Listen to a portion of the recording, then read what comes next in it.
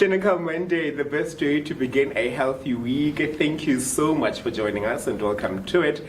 Live on Oram Pop In's Facebook page, it is at Oram Pop In. Also on X, it is at N_health with the hashtag Clinical Monday Stigma, and also on all our social media platforms like TikTok and them. Also www.popin.org gives you the behind the scenes. Don't forget, we are inviting your voice notes. I will put up a number on our social media where you can send your voice note. You can ask any clinical question that you might have, or anything really that is health related that you might be battling with, and we will give you well, rather our clinicians will give you advice in terms of how to deal with that. So make sure that you are here for that. But for this conversation, don't forget to leave your comments on the comment section or questions on the comment section below.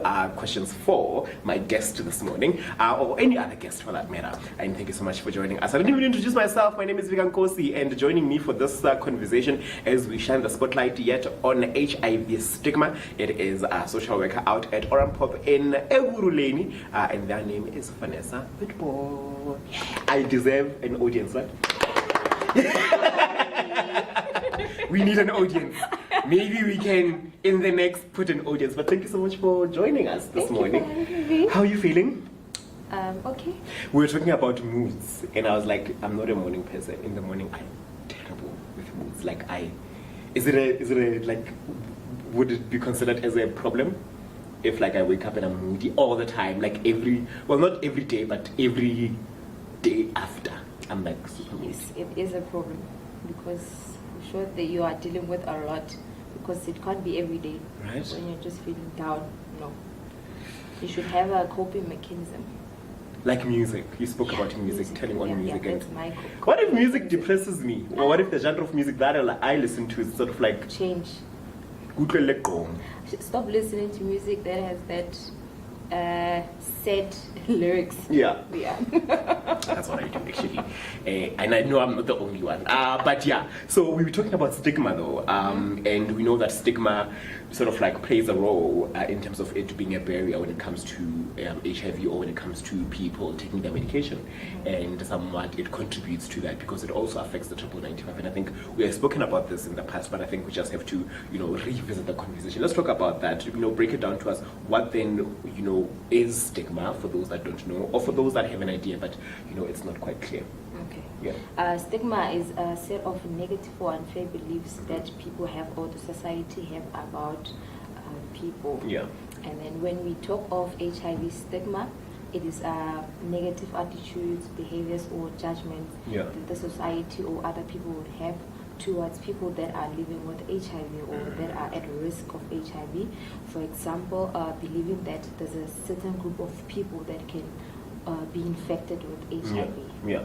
And I think we grew up thinking, or that even if you touch someone who is HIV, you will be HIV infected. Exactly. That is part of stigma, because I think we lacked even if the information was there, even though rather the information was there, but we just lacked the understanding which HIV is transmitted sexually or with blood, and but you can't touch someone and have stigma. And I think campaigns like My Friend Who's HIV Positive Is Still My Friend came about, and a lot of those. Is it a lack of information? Because the information is there, but there are people who still think like this.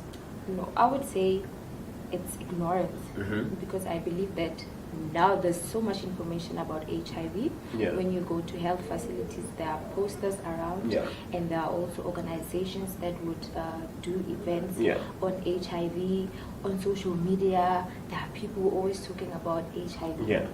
So I'd say it's ignorance. I think we are ignorance. We just have to deal with that because the information is there. But then how do we then, or rather how does, because in the intro I spoke about it being a barrier. So how does it hinder or affect the progress that is made? Because I think we've come a long way when you look at HIV and sort of like the kinds of strides or achievements that we've made in fighting and managing the infection rate, managing the disease, managing the spread, and how do you think it affects the kind of efforts that were taken in fighting HIV? It affects it negatively, because now it affects the well-being and health of the people that are living with HIV by discouraging them from accessing health services, and also staying in care Yeah. or adhering. Yeah. And it also affects those that are at risk of HIV Yeah. by discouraging them from accessing the HIV preventative tools Yeah. as well as testing. And it also makes it difficult for other people to talk openly with their sex partners Yeah. about the safer sex options. Yeah. And you find people would then compromise instead of speaking about, HIV status or safer or preventative ways of engaging in safe sex. They'll just end up doing it, and because they're not, I don't want to say, perhaps maybe they're not empowered even to speak about these options of prevention. Let's use a condom. Yeah. Sometimes if you want to bring a condom into a conversation when you speak about sex, it's like, but why do you want us to talk about a condom? Exactly. It's because they are afraid. They will say, yeah. no, you are positive, that's why you want us to use a condom, all that. Yeah. But I think it's a good thing that you want to bring a condom into the mix, It's not a bad thing. But I wanted to speak about, does it exist? Because I think it does exist, but I think how I can rephrase this question is, to what extent or how big is it? What's the impact of it? We know that it is there. If people even are stigmatized when they use PrEP. It will be said that you are promiscuous, you're sleeping around. Why do you want to use PrEP? This means that you are loose and all that, and they will use all these terms. But what's the impact of it? Like, how big is it? It's not just it does exist, but it could be worse. Yeah. It exists, and I would say it exists everywhere, especially at healthcare facilities. Yeah. Most of the healthcare workers. Yeah. They should have been the one bringing the HIV people closer, making them feel comfortable. Yeah. But they would be the one judging. Yeah. Or giving those negative comments to the HIV people, and then now it makes it difficult for them to do what, to come and collect their medication, and then which affects what adherence. Yeah. I see. I can totally understand. I agree with that, because it gets to a point where people are scared to go to these facilities and access healthcare, because I don't want to go to the clinic where I'm judged, where I know that if I go to a certain section, I know that I'm going there to collect my ARVs. So it's but I think we need to do better when it comes to that. So what kind of interventions are there to deal with the stigma surrounding HIV? What is it that is done to sort of aid the situation? I think we can start by involving people that are living with HIV in providing services. Yeah. This way they'll be assisting with empowering and also sensitizing other service providers and other healthcare workers. In this way, it will reduce the stigma within the healthcare workers and the communities. And then we can also bring closer the institution to make them recognize the stigma within institutions. There should be support from management in making healthcare workers aware of different types of stigma that are happening within the institutions, so that at least they reduce the stigma activities that are happening around the facilities. We should also engage the communities. There should be community members that are trained so that they can provide support and care to those that are living with HIV or at risk of HIV, and then also to assist in those people that are not able to disclose to their families or partners and friends about their HIV status. So we need to sort of get the ball rolling when it comes to it, because I think we just live in an age where information is everywhere, and HIV is not looked at as a life crisis, like, oh my God, you're gonna die. We need to come to terms with that, and actually understand that it is quite manageable, and people can still have a quality of life, especially when we talk messaging like you equals you. But by all means, please join the conversation. Vannesa is still here for you to unpack this even more. What are some of the questions that you have when it comes to stigma? Have you been treated differently when it comes to, dealing with HIV, and what are some of the interventions that you believe need to be taken into to deal with stigma? Send it through your voice note. We welcome that on our national WhatsApp line. Also, you can leave your comment on the comment section below. Also on X, it is the hashtag Clinical Monday Stigma, and you can share these stories with us, because I think it is possible for us to share, and we can learn from one another when it comes to dealing with stigma and HIV.